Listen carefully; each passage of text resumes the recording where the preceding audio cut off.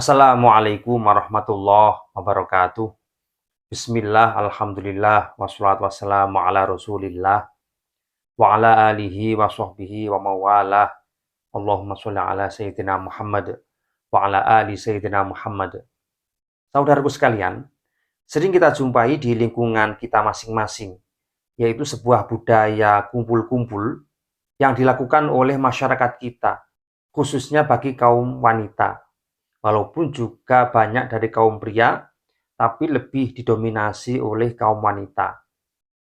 Nah, kegiatan dalam kumpulan tersebut tiada lain dan tiada bukan, hanya untuk berbincang-bincang, membahas sesuatu yang sama sekali tidak penting.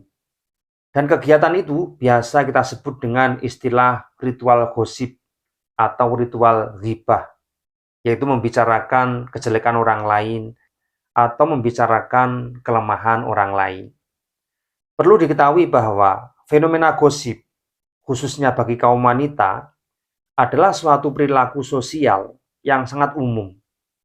Kegiatan ini sering dikaitkan dengan peran perempuan dalam menjaga hubungan sosial dan membangun ikatan emosional sesama mereka, teman-teman. Di samping itu juga, gosip berfungsi sebagai alat komunikasi, kemudian pertukaran informasi, atau bahkan sebagai cara untuk menyeleksi dan mengontrol lingkungan sosial. Akan tetapi, di balik kelebihannya, ternyata gosip atau ghibah memiliki dampak yang sangat negatif, teman-teman. Misalnya, bisa merusak reputasi dan menimbulkan konflik antar individu. Ada beberapa dampak negatif dari kebiasaan bergosip. Di antaranya yang pertama yaitu berdampak psikologis, yaitu bisa menyebabkan stres, cemas, depresi, bahkan ada yang sampai bunuh diri bagi yang digosipi. Mengapa? Karena dia merasa dinilai terus-menerus oleh orang lain. Kemudian dampak negatif berikutnya dari kegiatan gosip atau ghibah, yaitu menghambat kerja tim. Misalnya kita punya teamwork di lingkungan kerja kita, kemudian salah satu sahabat kita atau teman kita sering kita gosipi, sering kita bicarakan di belakang, maka ini akan menghambat kinerja kita yang seharusnya dilakukan dengan kompak oleh tim kita. Mengapa? Karena dengan adanya gosip itu bisa menimbulkan lingkungan kerja yang tidak sehat, yang awalnya menuntut untuk selalu berkolaborasi dan saat ini tidak mungkin terjadi. Kemudian dampak gosip berikutnya yaitu bisa merusak reputasi seseorang atau kelompok, teman-teman. Mengapa? Karena di sini muncul rasa tidak percaya dan bahkan bisa isolasi diri, baik bagi pelaku ghibah maupun orang yang dighibahi. Kemudian dampak berikutnya bagi kegiatan gosip atau ghibah yaitu membuat hubungan interpersonal menjadi buruk. Gosip bisa merusak hubungan baik dengan teman maupun kolega, sehingga hubungan antar kelompok menjadi pecah, teman-teman. Dan yang terakhir, dampak negatif dari kegiatan gosip atau ghibah yaitu membuat tidak produktif. Mengapa? Karena pelaku gosip ini menunjukkan tanda kurangnya kegiatan positif. Berarti mereka ini adalah orang-orang yang dalam tanda kutip pengangguran, tidak punya kegiatan lain. Sehingga energi dihabiskan dan diarahkan kepada kegiatan yang tidak bermanfaat. Seperti itu. Saudaraku sekalian, sebenarnya gosip bisa terjadi antar laki-laki dan wanita. Berdasarkan penelitian yang dilakukan oleh Social Research Center di Inggris, ternyata laki-laki dan perempuan sama-sama suka bergosip, sama-sama suka berghibah, walaupun waktu bergosip dan tema bergosipnya berbeda antara laki-laki dan perempuan. Selain itu, dalam dunia pergosipan antara laki-laki dan wanita mengalami perbedaan. Misalnya dengan siapa mereka bergosip dan kira-kira apa saja yang mereka gosipkan. Nah, ini antara laki-laki dan perempuan jauh berbeda. Hasil dari berbagai penelitian menunjukkan bahwa pria dan wanita sama-sama sering bergosip ke arah negatif. Namun, ada beberapa perbedaan mencolok di antara keduanya. Dari sisi waktu bergosip, laki-laki hanya menghabiskan sekitar 55% dari waktu mereka. Sedangkan wanita lebih banyak menghabiskan waktu mereka untuk bergosip, yaitu sebesar 67% dari waktu berbicara mereka. Kemudian dari sisi tujuan, kaum pria bergosip untuk meningkatkan status dan ikatan dalam kelompok pertemanan. Contoh, mereka bergosip tentang politik, bergosip tentang olahraga, misalnya bergosip tentang sepak bola atau tinju, kemudian bergosip tentang pekerjaan dan beberapa saluran hobi, misalnya mancing. Oleh karena itu, gosip antar pria bisa memperkuat hubungan persahabatan di kalangan mereka. Mengapa? Karena informasi dan pengetahuan yang disampaikan merupakan cara untuk meningkatkan status sosial. Berbeda dengan kaum wanita. Kaum wanita lebih banyak bergosip tentang hubungan sosial, penampilan fisik, dan kehidupan pribadi orang lain. Misalnya tentang pakaian, kemudian tentang pasangan, atau tentang pekerjaan. Oleh karena itu, gosip antar kaum wanita bisa mengancam hubungan persahabatan di kalangan mereka sendiri, karena bisa memicu rasa iri, cemburu, dan persaingan. Saudaraku sekalian, dari hasil penelitian di atas menegaskan bahwa kaum wanita lebih cenderung bergosip ke arah negatif, walaupun tidak semua wanita juga memiliki hobi bergosip, sehingga sangat wajar jika terdengar kalimat gosip atau ghibah selalu diarahkan ke image kaum wanita. Lalu mengapa gosip atau ghibah sangat dinikmati oleh kaum wanita? Setidaknya ada beberapa alasan, teman-teman. Yang pertama, karena untuk menutupi kekurangan diri sendiri, yaitu berusaha sekuat tenaga untuk menutupi aib diri sendiri, sehingga pada saat dia berkumpul dengan orang lain, secepat mungkin dia mengarahkan pembicaraan untuk membahas aib orang lain, supaya aib dirinya sendiri tertutupi.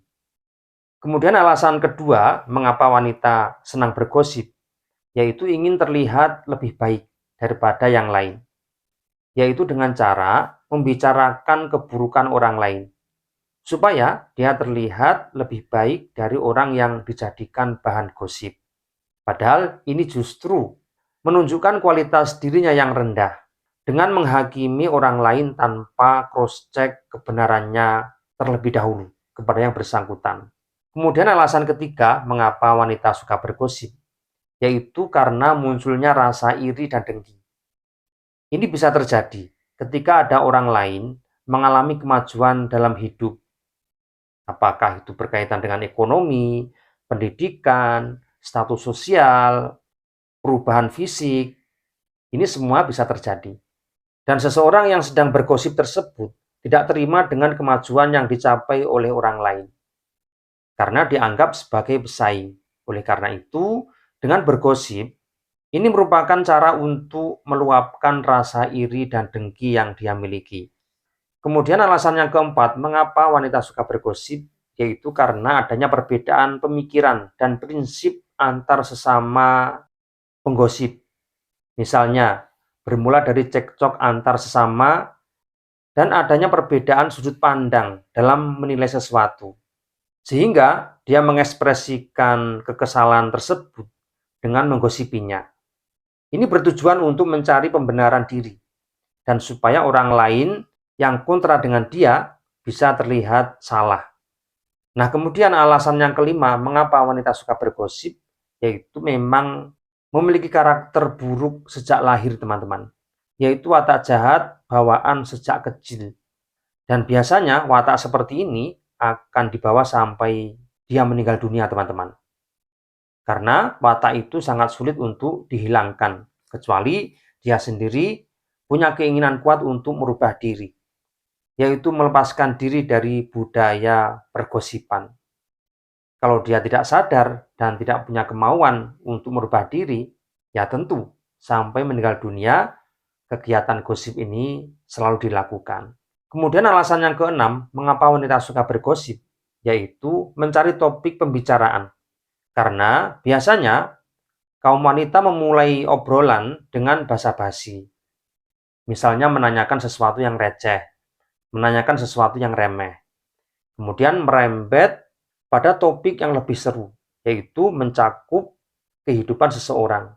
Dan ini dianggap membuat suasana obrolan terasa hidup, teman-teman. Ini salah kaprah, akan tetapi inilah yang terjadi di lapangan yang ada di lingkungan kita masing-masing. Saudaraku sekalian, sangat jelas bahwa Islam melarang kebiasaan ghibah atau gosip. Dan ghibah sendiri digolongkan ke dalam dosa besar. Dan ini dijelaskan dalam surah Al-Hujurat ayat 12. Selain itu, dosa ghibah lebih berat daripada zina. Ini dijelaskan dalam hadis riwayat At-Tabrani. Lalu mengapa ghibah dosanya lebih besar daripada zina? Karena jika seseorang yang berzina, dia bisa langsung bertaubat kepada Allah Subhanahu wa taala. Dan Allah mudah menerima taubat seseorang tersebut karena hubungannya antara manusia dengan Tuhan. Berbeda dengan kasus ghibah. Walaupun dia meminta ampun kepada Allah, dia tidak akan diampuni kecuali setelah dimaafkan dan diridhoi oleh orang yang dighibai. Oleh karena itu, mulai sekarang, siapapun dari kita harus segera melakukan evaluasi diri dan menghentikan kegiatan negatif ini dengan beberapa langkah, yaitu yang pertama, selalu berpikir positif dengan siapapun yang kita temui, baik itu keluarga kita, teman kita, tetangga kita, dan siapapun yang sering berhubungan dengan kita. Kemudian cara berikutnya yaitu selalu introspeksi diri, yaitu berfokus pada kekurangan diri sendiri. Dengan begitu, ketika kita melihat kekurangan diri kita sendiri, kita juga peka terhadap kekurangan orang lain. Karena bagaimanapun juga, setiap orang itu pasti memiliki kekurangan dan kelemahan. Dan ketika kita merasakan kelemahan kita atau kekurangan kita dibicarakan oleh orang lain itu sakit, maka kita sadar dan kita tidak akan membicarakan kelemahan orang lain.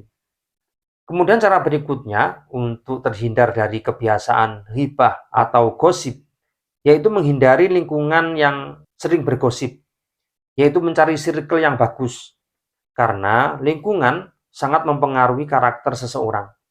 Sehingga memilih teman sangatlah penting dalam kehidupan sehari-hari. Karena baik dan buruk karakter kita itu dipengaruhi oleh teman kita sehari-hari.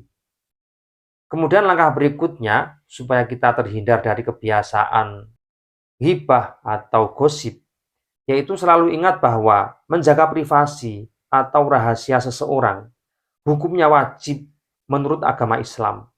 Dengan begitu, kita tidak akan pernah berkeinginan untuk membuka aib orang lain. Jadi, masihkah kita punya hobi berghibah atau bergosip? Nah, kira-kira seperti apa teman-teman? Silahkan tulis di kolom komentar. Sekian, Assalamualaikum warahmatullahi wabarakatuh.